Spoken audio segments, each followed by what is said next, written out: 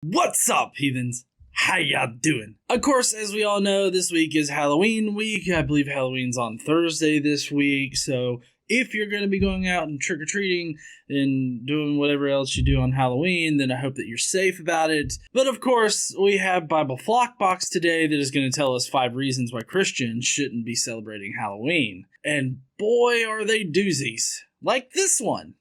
Should Christians celebrate Halloween? There are divided opinions about this in Christianity. However, in this video, I'm going to be offering some reasons why I believe Christians should avoid this holiday, as I present to you 5 reasons Christians should never celebrate Halloween.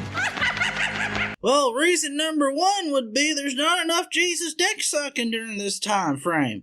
I mean, if you're not getting down on your knees and sucking that dick, then, I mean, what's the point, really? But in all seriousness here, if Christians want to celebrate Halloween, I think they should. I mean, it's really a commercial holiday at this point, don't you think? It's not really connected with Samhain or anything like that. Like, it's not connected to anything. It's more about commercialization, which I've actually learned that the candy sales aren't the best at Halloween. That's actually at Easter time. However you want to celebrate Halloween, I think it's perfectly fine. I mean, don't let some asshole like this guy right here, get in the way of your Halloween fun. But we're going to go over 5 reasons, and they're not good reasons, but they're reasons. Number 1. Halloween has pagan origins. Okay. I mean, so does Christmas and Easter and plenty of other things have pagan origins. But, I mean, again, it doesn't matter where it came from. This is almost like a genetic fallacy. That's where you argue against something as being wrong because of where it came from or who said it or something like that. And because this originated as a pagan holiday, therefore it's not like you shouldn't celebrate it. I mean, I don't understand. Anyways, I think this particular point is pretty bullshit because of the whole Easter and Christmas thing. So, I don't know. He explains his reasoning. According to an online post by NationalGeographic.com entitled Halloween, Costumes, History, Myths, and More, Halloween's origins date back more than 2,000 years.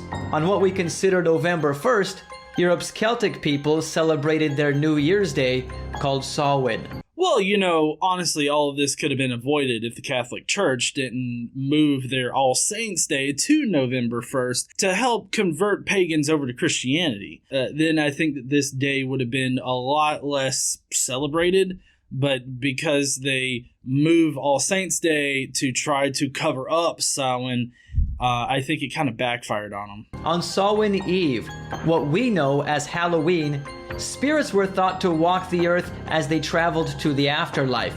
Fairies, demons, and other creatures were also said to be abroad. Which none of those exist, and it was, a pagan religion celebrating their views.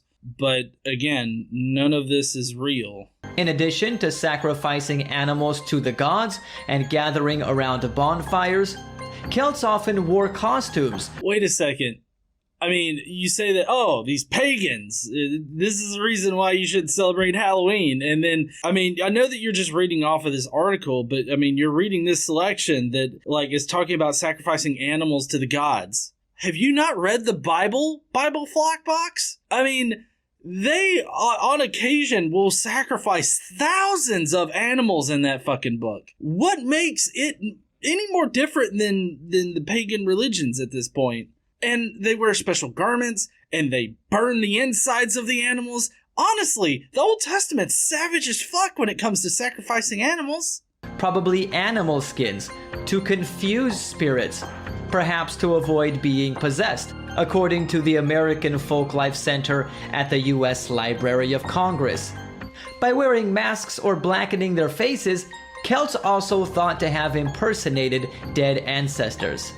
Young men may have dressed as women and vice versa, making a temporary breakdown of normal social divisions. I feel like Bible Flockbox is mentioning this as if to connect it with current, today things that we're going through, like with the, you know, the bigotry we're seeing towards the transgender community, the misrepresentation of the transgender community is just simply cross-dressers. Like, I feel like he's inserting this here because, I mean, when I think about the whole Christian narrative and then, oh, men dressing as women, it just harkens to that particular situation, I think. In an early form of trick-or-treating, Celts costumed as spirits are believed to have gone from house to house, engaging in silly acts in exchange for food and drink, a practice inspired perhaps by an earlier custom of leaving food and drink outdoors as offerings to supernatural beings. How, again, like, I get that they were doing it on a specific night, and they're not doing it regularly, so is that how it differs? Because this is really no different than in the Old Testament. I mean, in the Old Testament, you have the Israelites gutting animals and burning their meat, flesh, and everything like that so that it's a pleasing aroma to a supernatural being, God. They also did the unleavened bread. They even had like a special unleavened bread that they would leave out for God. I guess it's because they don't do this like on the regular or something. Like, I mean, it was a regularly celebrated thing, so I just still, I'm not seeing a big difference. Like, it just seems like, oh, my religion's better than their religion, so of course don't celebrate their religion, which is one of the themes of the Old Testament is, hey, don't celebrate those other religions because God will definitely fuck you over.